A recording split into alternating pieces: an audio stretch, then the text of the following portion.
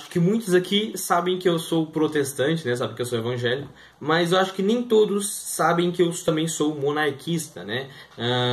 E o que é ser monarquista? É isso que eu vou explicar hoje em dia e como isso se encaixa com eu ser evangélico. Então, se inscreva no canal, ative o sininho, dê o seu like, sem enrolação, bora pro assunto. Se você não sabe o que é monarquia parlamentarista, eu vou explicar para você agora. Na monarquia parlamentarista, você tem o parlamentarismo, né? O que é o parlamentarismo? O parlamentarismo é o povo escolher seus parlamentares e os parlamentares escolherem o primeiro-ministro. A vantagem do parlamentarismo para o nosso sistema de governo atual, que é o presidencialismo, é que no sistema de governo atual, o presidente pode ser de esquerda e o parlamento de direita. O parlamento pode ser de esquerda e o presidente de direita. E assim, o presidente nunca vai ter o apoio do parlamento, porque o presidente vai ter que pagar propina para o parlamento. Então, no parlamentarismo isso não acontece, porque o parlamento escolhe o chefe de governo, o parlamento escolhe o primeiro-ministro, e assim, se o parlamento for de esquerda, o primeiro-ministro também vai ser de esquerda, e se o parlamento for de direita, o primeiro-ministro também vai ser de direita. Bom, da monarquia parlamentarista eu já expliquei o parlamentarismo, então agora é a hora de explicar a monarquia. A monarquia é o rei, né? O rei, que você tem o processo democrático, que é o povo escolhendo o parlamento, e o parlamento escolhe o primeiro-ministro, e você tem o imperador. O rei não tem poderes de criar leis ou de administrar os cofres públicos, não tem esses poderes. O rei tem os poderes de fiscalizar a política. Ele está lá, ele é chefe de Estado, né, o rei é chefe de Estado, e o cargo de rei, né, de imperador, passa de pai para filho, de pai para filha, e o rei ele tem o poder, ele tem a obrigação de fiscalizar a política, né? E o que acontece? Caso o parlamento tiver com escândalo de corrupção, o rei, o imperador, vai lá e dissolve o parlamento, né? Mas ele não tem poder de escolher os novos parlamentares. Quem escolhe os novos parlamentares, depois da dissolução, é o povo. Porque aí o imperador vai lá, dissolve o parlamento e convoca novas eleições, e o povo escolhe o novo parlamento. Da mesma forma, é o primeiro-ministro. O primeiro-ministro, se o primeiro-ministro se corromper, né, e o parlamento for lento demais, o parlamento não conseguir entrar em um consenso para tirar o primeiro-ministro, é só o imperador ir lá e demitir o primeiro-ministro. Né? Ele demite o primeiro-ministro e o parlamento escolhe um novo primeiro-ministro. Se por acaso o parlamento não conseguir escolher um novo primeiro-ministro, né, então o imperador vai lá e dissolve o parlamento para o povo escolher novos parlamentares que consigam, né, escolher um primeiro-ministro. Então é tudo mais rápido e mais estável. Não existe uma quebra institucional, não existe uma instabilidade política, né, que vá a longo prazo, né, como, por exemplo, o que aconteceu aqui no Brasil recentemente. Né, instabilidade a longo prazo, durou 2 anos desde o impeachment da Dilma até uma nova eleição. Isso é instabilidade. Na monarquia parlamentarista, isso não aconteceria, porque o primeiro-ministro seria tirado do cargo e logo seriam feitas novas eleições imediatamente. Então tudo ocorre de maneira muito estável e de maneira rápida e eficaz.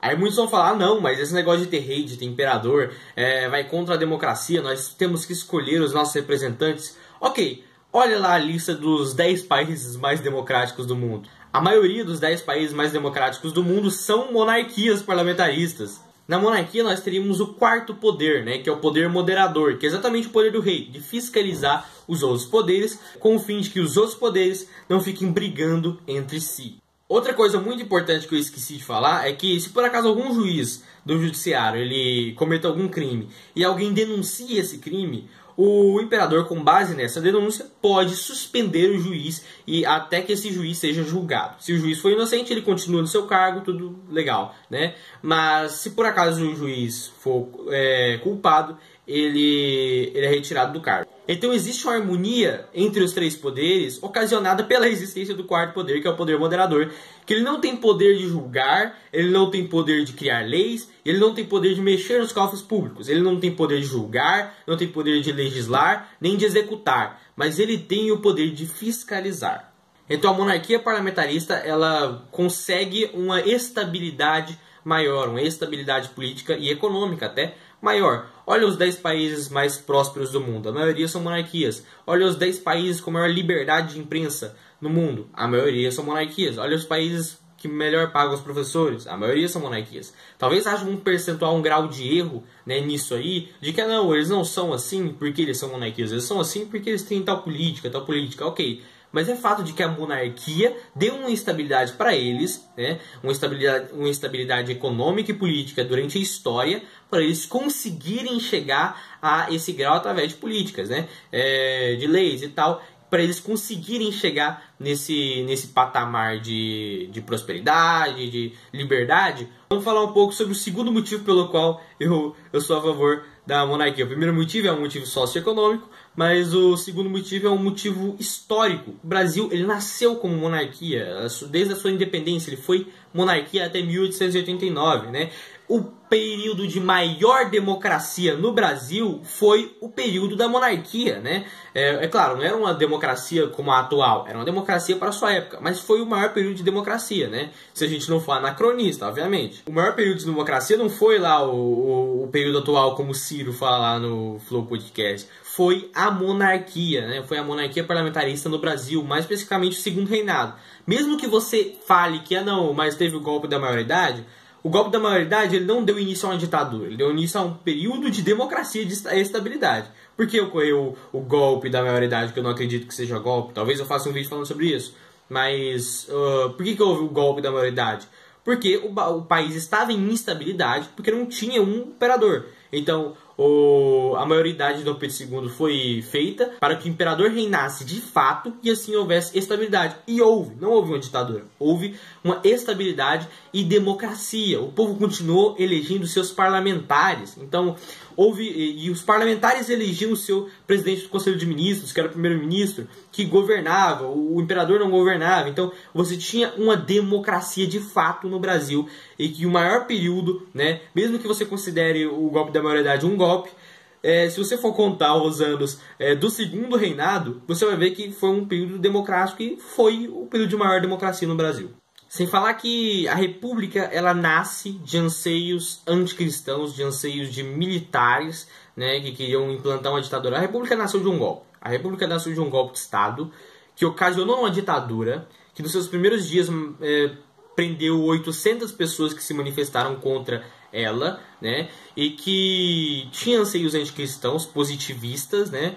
Se você não sabe o que é positivismo, vem do humanismo, de Auguste Comte e tal, né, que diz que Deus não existe e que o que existe é a ciência é adorada. Então, esse é o positivismo, é anticristão. Inclusive, os republicanos positivistas queriam um Estado centralizador e ditatorial. Durante a Primeira República, você teve a República da Espada, que foi, eu nem preciso dizer, uma ditadura, República da Espada.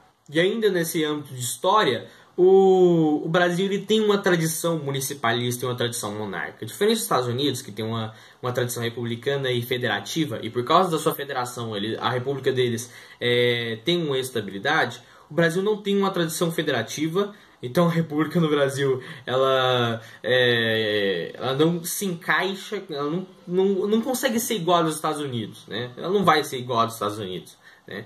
Porque a gente não tem uma tradição federativa. Nossa tradição é municipalista, né? É de maior autonomia para os municípios e não para os estados, né? Então o Brasil ele tem essa tradição municipalista e monárquica. A gente não tem uma tradição republicana, né? Mesmo com 131 anos de república, nossa tradição não é republicana. A política brasileira ocorre nos municípios, né? E você ainda tem uma tradição monárquica a nível central. Então, o Brasil não tem uma tradição republicana. É só se olhar para o povo brasileiro, no geral, ele não tem. A gente não tem uma tradição de república. Na verdade, grande parte do nosso período republicano foi em plena ditadura, isso porque a república ocasiona instabilidade, né? E golpes de Estado e golpes de Estado. Bom, um terceiro motivo pelo qual eu sou monarquista é um motivo moral, eu diria até. Porque o rei é meio que o centro moral do povo. O povo olha para o rei como exemplo de moralidade. Isso ocorre no Reino Unido, onde a rainha é conhecida como a defensora da fé. Ou na Noruega, onde o rei é conhecido como protetor da igreja. Então, lá, por mais que lá são monarquias protestantes, né? Então, há mesmo essa tradição de o rei ser um exemplo moral, né? E o Brasil nunca foi uma monarquia protestante e tal. Então, não vai ser como esses países. Mesmo assim, o rei ele tem a obrigação moral com o povo, ele tem a obrigação com o povo, a responsabilidade com o povo de ser um exemplo moral. Até porque, se você for olhar o primeiro reinado, você vai ver que houveram muitas revoltas contra Dom Pedro I, logo que ele não era um exemplo de moralidade. Não é que o povo era republicano, é que Dom Pedro I nunca foi um exemplo lá de moralidade, entendeu? Então, você precisa de um exemplo, o povo precisa de um exemplo moral e o rei é um exemplo moral e um motivo de união do povo. Isso ocorre na natureza. Os planetas giram em torno de um astro-rei, de um sol. As abelhas se unem com sua rainha, as formigas se unem também com sua rainha, e o ser humano se une quando tem um monarca. Tanto que no Brasil você tem pessoas extremas, né, que defendem Lula até não querer mais, defendem Bolsonaro até não querer mais, né? Não generalizando aqui, tá? Mas existem esses exemplos de pessoas, então... Isso porque o Brasil não tem uma tradição republicana nenhuma, né? Tem uma tradição monarca e por isso que o Brasil precisa de um monarca hereditário, um monarca que seja um exemplo moral e que seja um exemplo para o próprio povo, para o povo se unir em torno, né, dele. E sem esse monarca ser o manda-chuva do povo, mas esse monarca ser um servo do próprio povo.